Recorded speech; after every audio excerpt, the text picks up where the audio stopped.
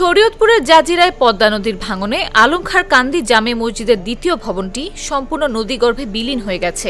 মঙ্গলবার সকালে উপজেলার নাওডোবা ইউনিয়নের 0 পয়েন্ট এলাকায় ভাঙন দেখা দেয়।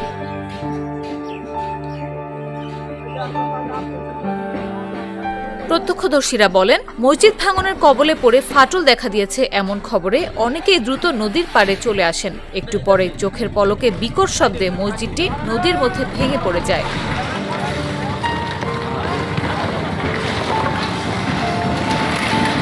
পানি উন্নয়ন বোর্ড জানায়, গেল বছর নভেম্বর মাসে জাজিরার পদ্মা সেতু প্রকল্পের ইনস্ট্রাকশন ইয়ার্ড রক্ষা বাঁধের 0 পয়েন্ট এলাকায় প্রথম ভাঙন শুরু হয়। এতে বাঁধের 100 মিটার অংশে নদীতে বিলীন হয়ে যায়। এদিকে ভাঙন বৃদ্ধি পাওয়ায় ওই অঞ্চলের অন্তত 600 পরিবার এবং মাঝিরঘাট বাজারের 200টির বেশি ব্যবসা প্রতিষ্ঠান ঝুঁকিতে রয়েছে।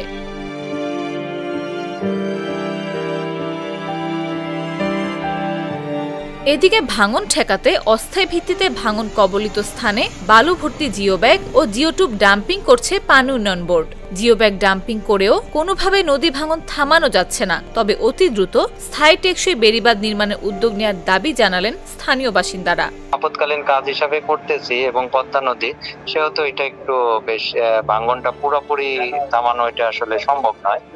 তা আমাদের এটাই একটা থামানোর ভাঙন প্রতিরোধের একটা ব্যবস্থা হতে পারে স্থায়ী প্রতিরক্ষা কাজ করা, যেটার প্রস্তাবনা ইতিমধ্যে দিয়ে দেওয়া হয়েছে। এটা যাচাই বাছাই করলে প্রকল্পটা পাস হলে আমরা স্থায়ী কাজটা শুরু করবো আর কি।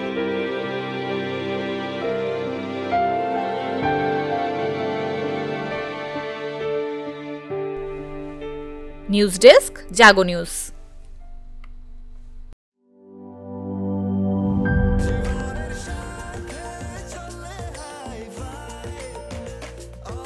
স্বাস্থ্যকর অল টাইম, সব সময় অল টাইম হেলদি লাইফ।